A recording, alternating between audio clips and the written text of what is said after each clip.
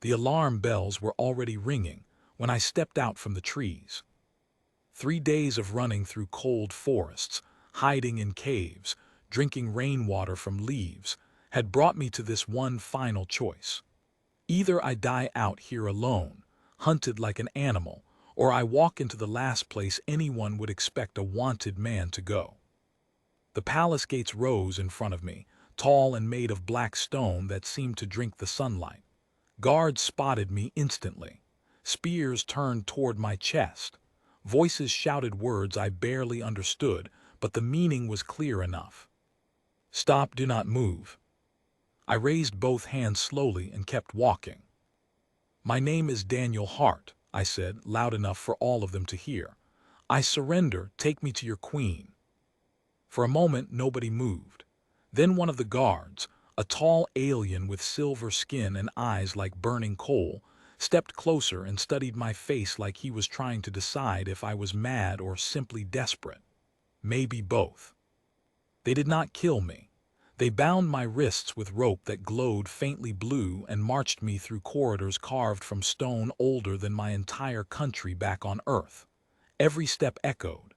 Every alien we passed stopped and stared, whispering to each other in hushed voices.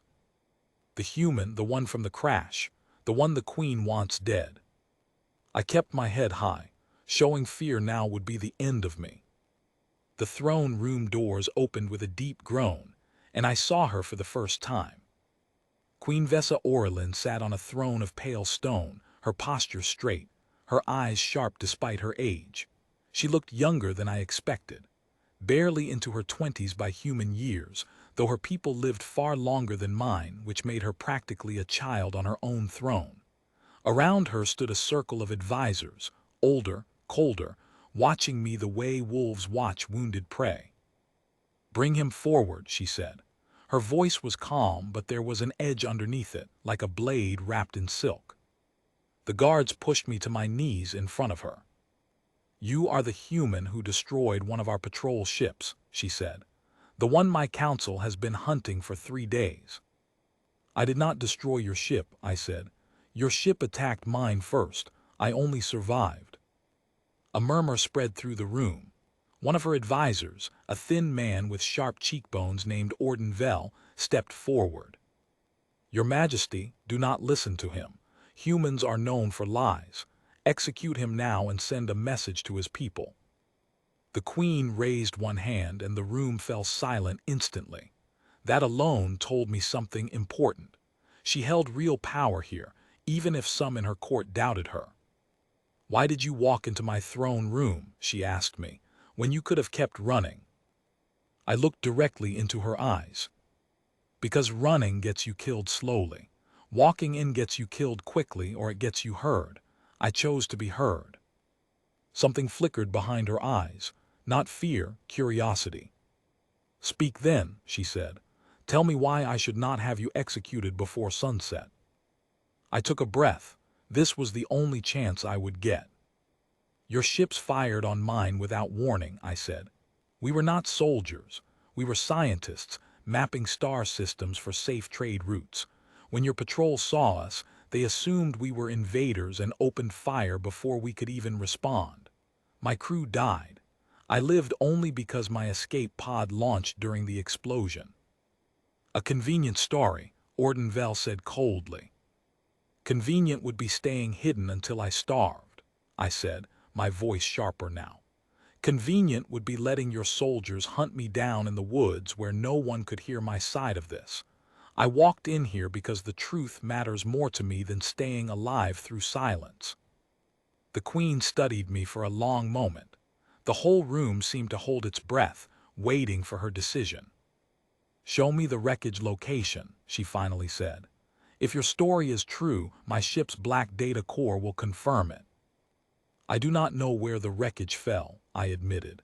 But if you send a search team, I can guide them from memory. I remember the stars we passed before the attack. She turned to one of her generals, a broad woman with deep green markings across her face named Talia Kor. Send a scout ship immediately, the queen ordered. If he is lying, we will know within hours, and his execution will happen exactly as planned. And if he is telling the truth? Talia asked. The Queen's eyes did not leave mine. Then we will have a very different conversation. I was taken to a holding chamber, not a prison cell, though guards remained posted outside constantly. Hours passed. I paced, sat, paced again. My hands still trembled slightly from exhaustion and fear, though I tried to hide it whenever a guard glanced through the small window in the door. Finally, the door opened, and Talia Kaur stepped inside, her expression unreadable. "The scout team found your wreckage," she said. "Exactly where you said it would be. The recovered black data core confirms your ship fired no weapons before the attack began." Relief flooded through me so suddenly that my knees nearly gave out. "Then I am free to go?" I asked. "No," she said simply. "The Queen wants to see you again." They led me back through the same long corridors, past the same silent stone walls, until the throne room doors opened once more. This time, fewer advisors stood beside the Queen. Orden Vel was notably absent. "You told the truth," Queen Vessa said as I approached. "That is rare, even among my own people, especially when survival is on the line." "I had nothing left to lose by being honest," I said. "Everything had already been taken from me." She studied me in silence for a moment, then rose from her throne and stepped down toward me, closer than any guard seemed comfortable with. "Do you understand what will happen now that the truth is confirmed?" she asked.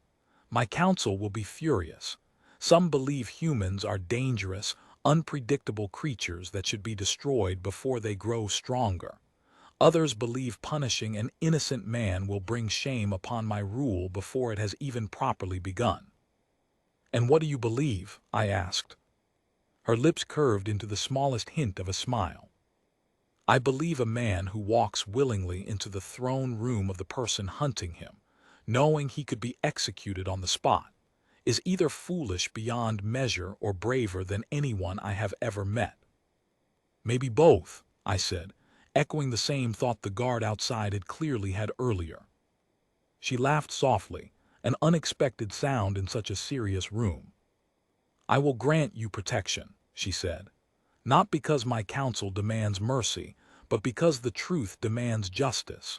You will remain under my personal guard until safe passage back to your people can be arranged." "Thank you," I said, feeling the weight in my chest finally begin to lift. "Do not thank me yet," she said. "There are still those in my court who will not accept this outcome quietly. Some things are more dangerous after the truth is known than before it." That warning proved true within days. Whispers spread through the palace like smoke through empty halls. Some nobles argued I should still be punished as an example, regardless of guilt, simply to maintain fear among any future human visitors.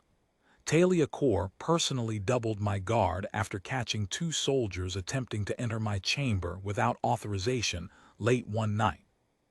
The Queen called an emergency council meeting, standing firm against pressure from every side. I was not present for that meeting, but Talia later told me the Queen had said something that silenced even her harshest critics. "If we punish honesty with death, we teach every future visitor that lying is safer than truth." I refuse to build my reign on that foundation. Within a week, safe passage was arranged. A small transport ship, escorted personally by Talia Kaur and 2 of her most trusted soldiers, would carry me toward the nearest human outpost several days away. Before I left, the Queen met me one final time in a quiet garden behind the palace, away from prying eyes and gossiping courtiers. "You could have run forever," she said. "Hidden in forests, crossed borders, disappeared into legend as the human no one ever caught." "Running only delays the ending," I said. "Walking toward the truth, even into danger, gives you a chance to actually change it." She nodded slowly, seeming to consider my words carefully. "Perhaps that is a lesson my own people should learn as well," she said. "Safe travels, Daniel Hart. I suspect our paths may cross again one day. I hope they do, I said honestly. As the transport ship lifted off from the palace courtyard, I watched the black stone towers shrink beneath me, the same walls that had once held guards ready to end my life. Now they held a young queen fighting to prove that courage and truth still mattered, even in a world built on suspicion and fear. I had walked into that throne room expecting death. Instead, I walked out having changed the mind of a queen, and perhaps, in some small way, the future of two very different worlds now edging cautiously toward understanding each other.